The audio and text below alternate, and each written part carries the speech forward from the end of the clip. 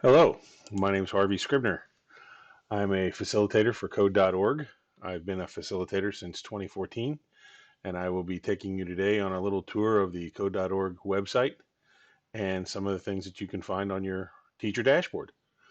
So we'll get right into it. The first thing you're going to want to do is sign in. And well, if you have not created a teacher account yet, you're going to need a username and a password, or you can sign in with Google, Facebook, or Microsoft directly and use the same passwords that you use for those through your school or through your business. Once you're signed in, you're going to see that it automatically goes to your dashboard page. There's also a heading for course catalog. There's a heading for your projects that you can find any of the projects that you've worked on for App Lab or Game Lab. And there's a heading for professional learning. This is actually the professional learning that you've gone through and some of the other courses that you might have taken through code.org.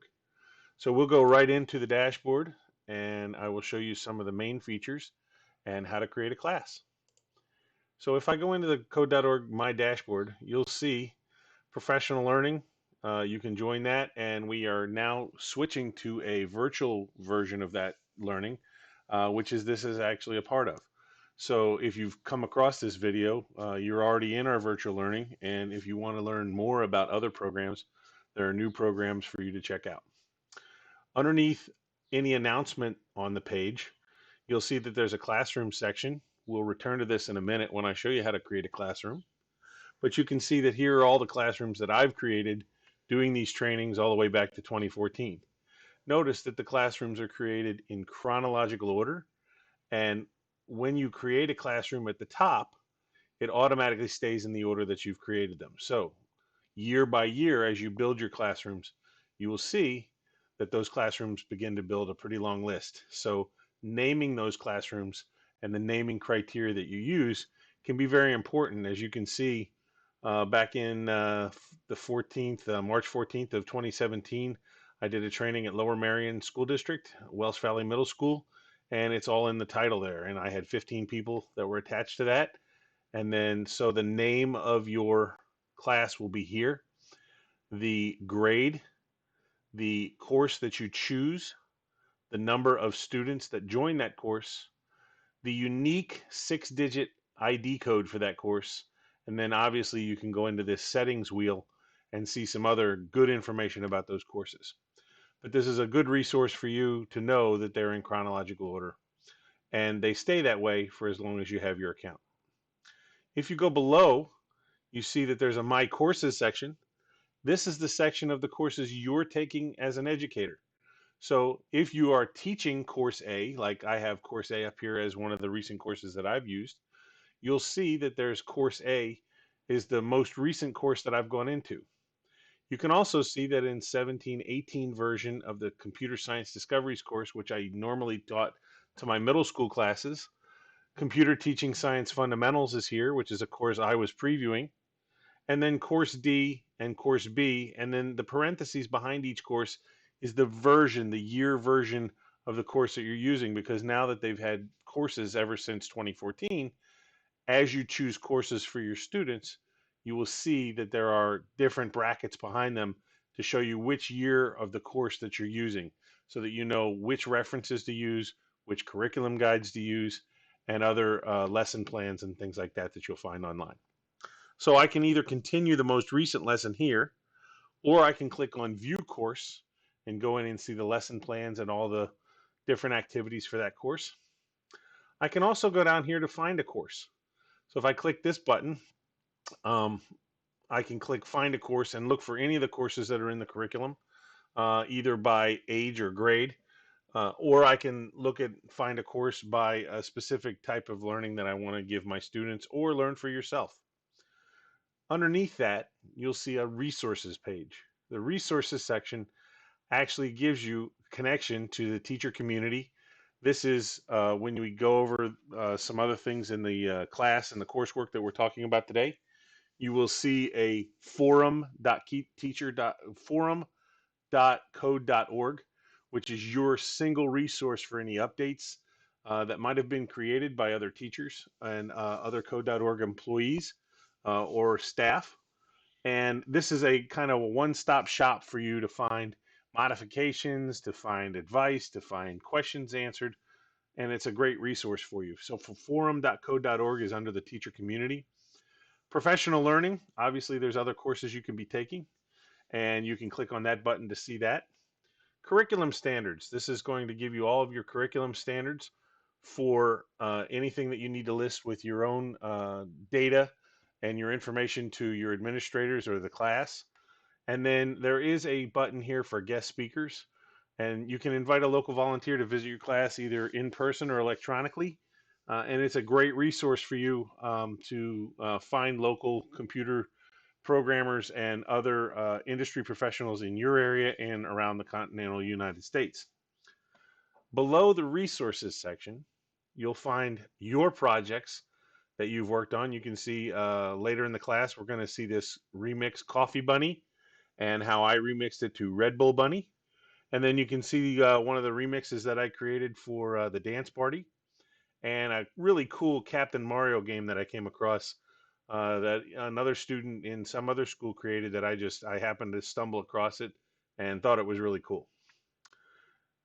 Below that, you will have joined in our class today. You will have joined the classroom sections that I've joined, and you will see our classroom section under here. But if you've joined any other classes as part of training, you're going to see the courses that you were working on as a trainee and some of the coursework that you've done in those sections. And some of those sections you might remember if you've been through those courses, like when I went through DCIU, which is our regional partner. You can see that I've joined Course C a number of times and different teachers. So this is a really good thing to show you because this is exactly what your students are going to see if they've had multiple teachers for multiple courses and they've been able to use the same account on a regular basis. Finally, at the bottom of your dashboard, I have the workshop dashboard and facilitator landing pages, which are specifically for me as a facilitator. But the last section you'll have is join a section. And all of your students will also have this section.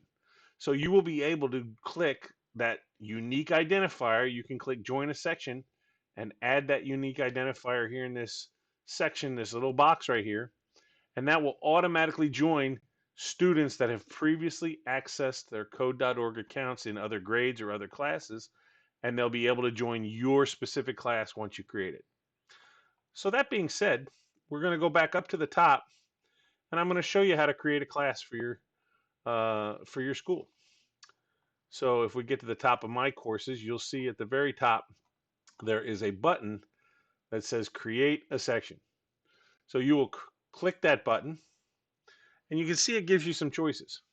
You have picture logins, Word logins, personal logins, and a direct sync with Google Classroom.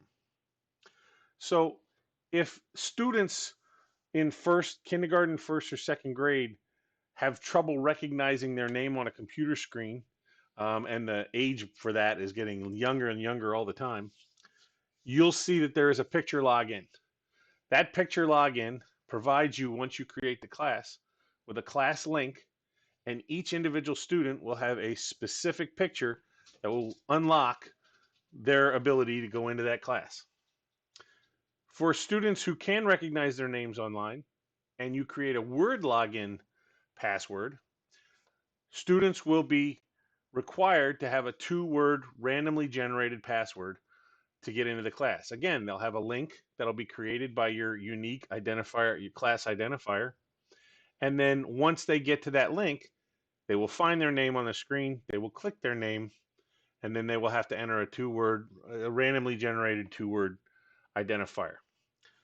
Finally, if you have students that have either Google or Microsoft or some other way to log into code.org, you can create an account for personal logins, and then all you have to do is have them go to the bottom of the screen where it says join my section and put in the unique 6-digit identifier for your class.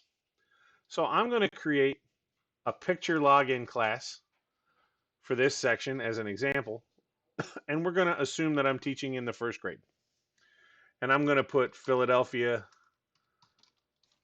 elementary class as an example, and I would put my last name as the teacher, and I would put room, whatever room I'm in, and then I would also put, school year 2021 to remind me of who that is, and I might even put the period or the time, period 2, so I understood who's in that class. But if it's elementary, you might have them all day. You never know. So I would click that in and make it as descriptive as you can, because as I showed you earlier, when you have that list, you're going to have a list of many different classes after you've been doing this for a couple of years. So we go to grade, we select grade 1. We go to course. Now, most of the learning that we've done today would show you that course B would be for first grade, because A is for kindergarten, B is for first, and so on through course F. If I had a class of mixed grade students, I might want to consider using the Express course or the Pre-Reader Express course. But I'm going to choose course B for first grade. Again, this is the section where you can choose the version. Notice there's 3 different versions, the 2017, the 2018, and the 2019. And a really great thing here is that these have already been translated into, like the 2019 version is English, Slovak, and Czechoslovakian. All right.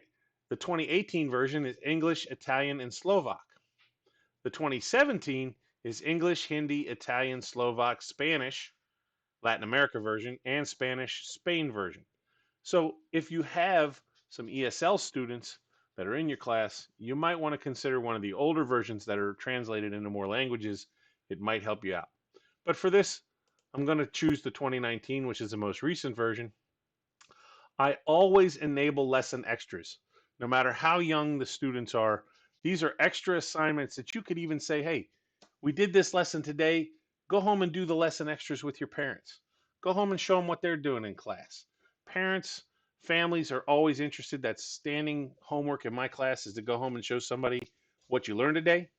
And it's just a great way for students to improve their learning and extend their learning a little bit. I always enable pair programming as well, and we'll learn a little bit more about pair programming later in today's program. Once you're done, click Save, and then you will see that, like I said, in chronological order, that class now falls at the top of your list. Now, I can either give my students this 6-digit code, WGSFPD, and they can go to code.org/join, join a section, type in that code, or you can add students individually. And we will cover that a little later on. Just know that once you have your class set up and you've entered students, that this studio.code.org/join/WGSFPD is the link for your class. And ultimately, there is also a nice little feature here that once you've created the class and entered your students, you can print login cards for each of those students. So if I were to enter our first students, I could print cards for all my students. I could print them, I could laminate them, I could have all kinds of stuff ready to go. I could send a copy home. And later in the day, I'm going to show you how students, even at a young age, using these class configurations, are going to learn a little bit about keeping passwords private and a little bit about internet safety and security. So I hope you enjoyed this session. We're going to go back to the main screen, and I appreciate your time and attention to this, and we'll see you later in class. Good luck.